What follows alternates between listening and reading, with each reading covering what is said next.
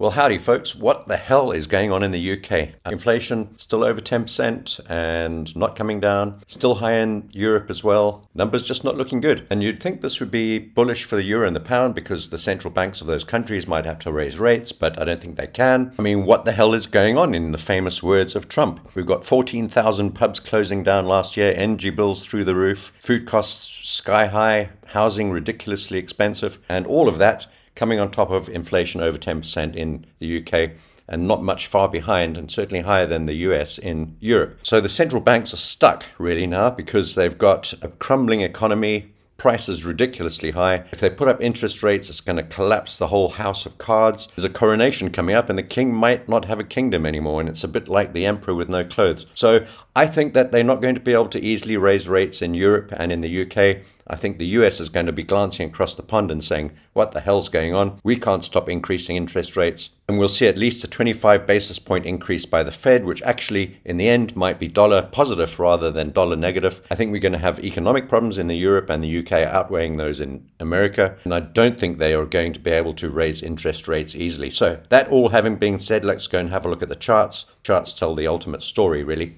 We'll go across to the euro. I'm going to scan through these very quickly. So we're short euro.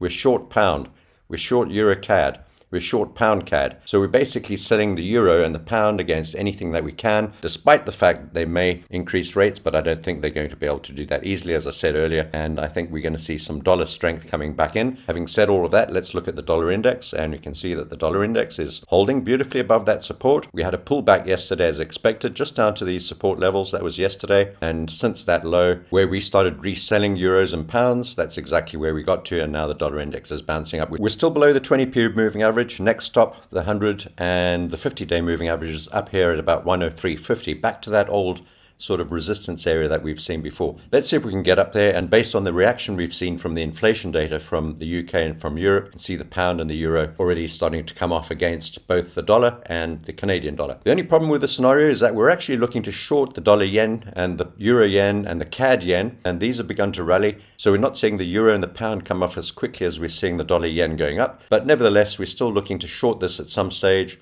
into some of these resistance levels. Dollar yen's got the 200-day moving average above us, and the euro yen at some stage, and perhaps even right now, we've got this top here. It would be nice if we could hold beneath this level here, but I fear that the euro yen is going to have to pop up unless we see the euro begin to weaken against the dollar more rapidly than the Japanese yen. We'll have to see how that all transpires. Of course, we've got the negative interest rate, which Japan is holding steady, and that's always going to put upward pressure on the yen pairs. But you never know. Sometimes they come out with surprise announcements about what their projections are for interest rates. They're still worried about inflation, so every now and then they make allowance for perhaps a rate hike. They haven't done so yet, but they have made allowance for it in their speeches and in their budgets. So we'll have to see how that plays out. But as long as we hold beneath 148.30 or so, there's still hope for the euro yen to come down, and we'll have to see how that all plays out. As far as the Nasdaq and S&P, these two top left-hand corner ones go, we're basically short Nasdaq, short S&P, and we're also short Nvidia, NVDA, and AAPL, Apple. We're short both of these, and we went short on them yesterday. You can see the pre-market prices on both of these are significantly below the closing prices of yesterday already. This is Nvidia. The pre-market price is at 273, and we closed at 276. And on Apple, the pre-market price is at 165.40. We closed at 166.40. So both of these are $2 down already. We're short on Apple and we're short Nvidia. I don't have time to go into the technical analyses on these just yet. I'll have to do a longer video on that at some stage. But basically, we're short across the board here. Nasdaq, S&P, Apple, Nvidia. And then going across to my commodity charts mixed with Bitcoin. We're short on Bitcoin as well, looking for a move down through this channel top and back into this channel, and I've got a red line drawn here at around about 22,500, and perhaps we can get Bitcoin down into there. We've got to bust through a few moving averages, starting with this 20-day moving average. And if you're a new trader or if you're not used to using moving averages, I don't use them as crossovers or any other sort of directional indicator. I simply use them as support and resistance. And if you're in doubt as to what to use at any stage, always put a 20-day moving average on your chart, and you can see that the price often reacts to the 20-day moving average. And it's a very useful indicator just to discern whether in the short term we're bullish or bearish on any particular instrument, commodity, currency, whatever it might be. Works across the board on all of them. Gold, we're looking to buy gold actually at this purple line, which is the channel top. If we go back a very long way, we can see that gold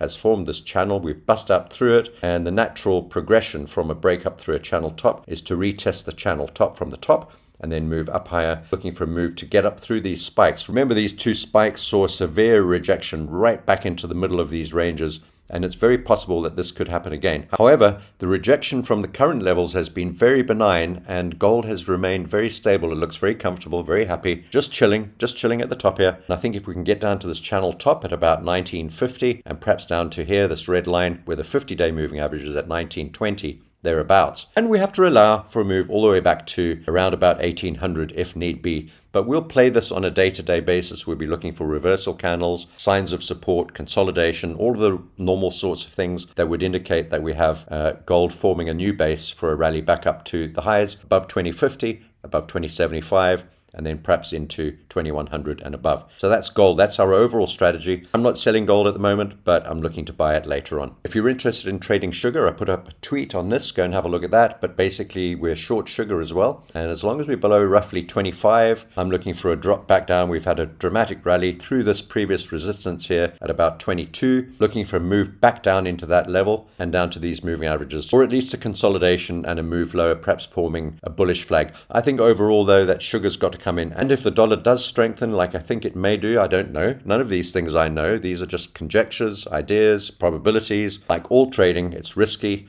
Someone said to me in the comments, you got it right again. Yes, we got it right on a lot of things over the last period, but I often get things wrong as well, and you will too. Any trader is bound to get things wrong. I win about 70% of my trades, so 30% of the time I'm wrong. Doesn't sound like a lot, but 3 out of every 10 trade ideas I get completely wrong, and I have to take a loss or a hit or a hedge or some adjustment to my strategy. That's normal in trading. So this is just what I think is going to happen on sugar. I think we're going to get a pullback to around about 21. This is a long-term resistance level. We had all these reversal candles. If you want some more info on that, some more detail, go and have a look at the Twitter channel. And actually, I did put it in yesterday's video. Same thing with soybeans. If you're interested in trading soybeans, I think we've got some potential for soya to move down. We had this big dip down through support, moved back up through that support, which then became resistance, and now we're sort of trying to head back down towards there. If we can get back down through, I don't know, 1480, 1490, we should see soya back down to about 1400 and then potentially much lower, and you can't see that on this chart, but somewhere around probably 1350, maybe even 1200 on soya. Let's have a look at natural gas. Again, this is the one that everyone's pretty much obsessed with. We'll have a look at US oil after this. Natural gas is just consolidating beautifully. We haven't seen any sharp rejections, which is really good news. We're into this next zone, and so far we've held in there. Yesterday's move, as expected, moved up to the 50-day moving average and into the center of this resistance zone, this green level, and we're still stuck there, but we haven't rejected strongly. Today will tell whether we're going to be able to hold in there or not. Today will be a really important day. We haven't broken above or closed above this 50-day moving average, but if and when we do, I expect a move up into this next zone, and then the next zone at $3, I'll probably be looking to either exit long positions or potentially hedge again like I did on the previous occasion we reached there. We've got a long way to go to get to $3. My ultimate target again is $3.50, or in this range here. That's $3.40, 50, 60, or 75 for those of you who've heard me repeat those numbers over and over again. As long as we're holding above $2 now, I think we've got a very good chance for natural gas to start to form consolidation bases in these resistance